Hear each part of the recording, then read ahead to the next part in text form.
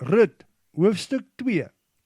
Aan haar man, Abimelech, se kant van die familie, was daar 'n baie welgestelde en invloedryke persoon met die naam van Boas. Op 'n dag het Rut, die Moabiet, vir haar skoonma Naomi gesê: "Laat my toe om are in die landerye van iemand wat my genadig sal wees te gaan optel." Toe sê Naomi: "Reg my dogter, jy kan maar gaan." Toe het Rut uitgegaan en are agter die snyers opgetel.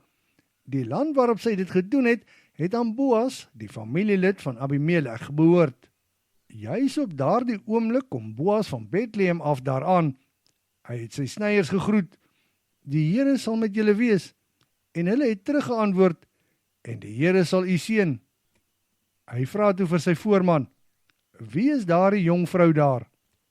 En sy voorman antwoord: "Dit is daardie jong Moabitiese vrou wat saam met Naomi hier aangekom het vanuit Moab.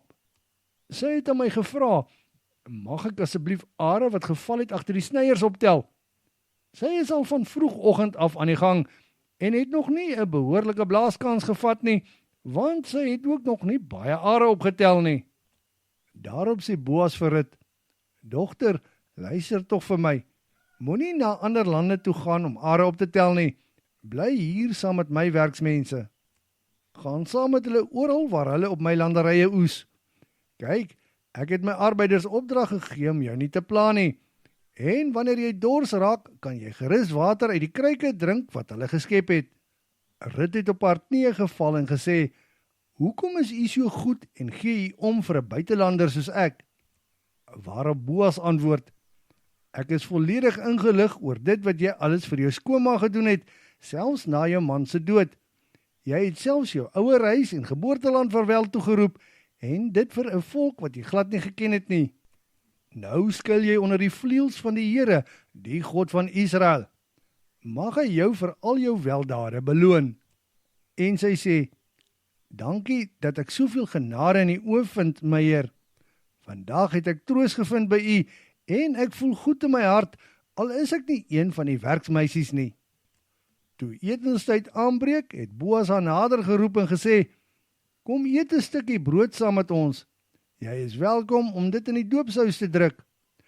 Toe sy by die ander snyers gaan sit, het Boas ook aan haar gebraaide koring gegee. Daarvan het sy nog oorgehou nadat sy versadig is. Na etenstyd het sy opgestaan en nog are gaan optel. Daarop beveel Boas sy werksmense: "Laat haar toe om ook tussen die gerwe op te tel, en julle beter haar goed behandel.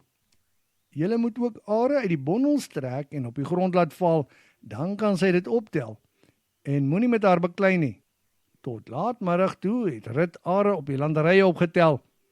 Sy het dit uitgeslaan en byna 'n eva of ongeveer 22 liter gars bymekaar gemaak. Daarna het sy dit stad toe gedra.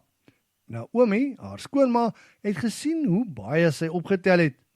Verder het Rut ook nog van die kos wat sy oorgehou het, en nadat sy genoeg geëet het, aan haar skoonma gegee.